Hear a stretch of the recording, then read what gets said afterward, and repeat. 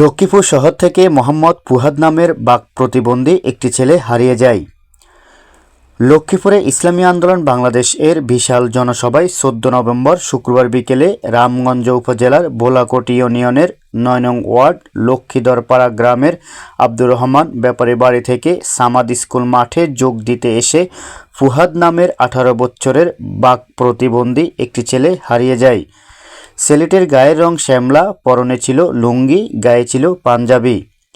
অনেক খোঁজাখুঁজি ও মাইকিং করেও ছেলেটির সন্ধান না পেয়ে ছেলের বাবা জয়নাল আবেদিন স্বপন সদর মডেল থানায় একটি সাধারণ ডায়েরি জিডি করেন, যাহার জিডি নাম্বার 39, তারিখ 15 নভেম্বর 2025। কোনো সহৃদয়বান ব্যক্তি ছেলেটির সন্ধান পেয়ে থাকলে ভিডিওতে দেখানো নাম্বারটি ছেলের পিতা জয়নাল আবেদিন স্বপনের সাথে অথবা সদর মডেল থানায় যোগাযোগ করুন। আপনার কি নাম? জয়নাল আবেদিন স্বপন আমার নাম। এটা কোন জায়গা?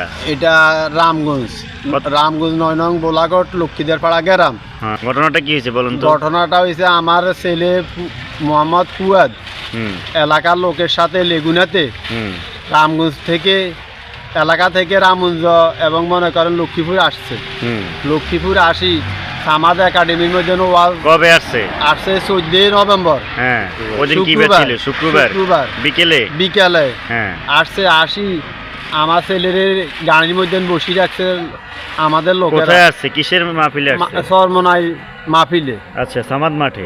সরমনাই মাহফিলে সামাদ মাঠে আসছে। হ্যাঁ, আসার পরে আমার লোকেরা অবহেলার মধ্যে খেয়াল রাখে না, আমার ছেলে হে করে টোকাইতে মানে যাদের সাথে ছেলেটা আসছে তারা ওই ছেলেটার কোনো মানে দেখভাল করে নাই, খেয়াল করে না। খেয়াল না করে গাড়ির তো লেগুনার তো নামি আমার ছেলে কোথায় কোন জায়গা আজি গেছে। আমি বহুত খোঁজাখুঁজি করছি, মাইকে পাবলিসিটি করছি, থানাতে লক্ষ্মীপুর থানাতে জিটি করছি।